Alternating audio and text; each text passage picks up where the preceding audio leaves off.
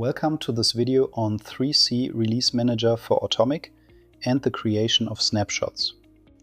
In this video I will show you how to create a snapshot of a client in an Automic system.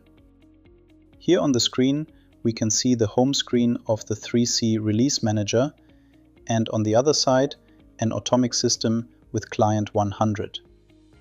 As we can see, the client contains several subfolders, and within these subfolders there are multiple objects. These objects now need to be secured using 3C by creating a snapshot.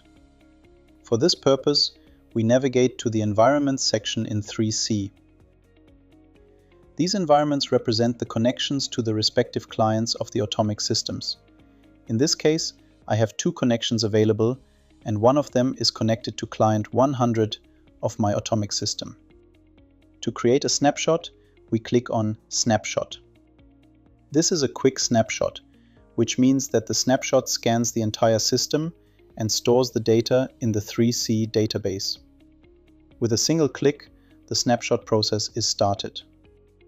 If we switch to the snapshot list, we can see that the snapshot is currently being processed, and by clicking refresh, the snapshot will eventually be completed.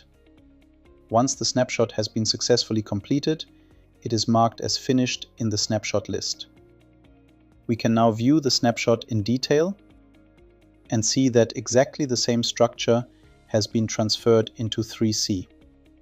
Here we can see 4 objects, exactly as they exist in our Automic system. Thank you for watching. We hope this overview helped you understand how snapshots are created with 3C Release Manager for Automic.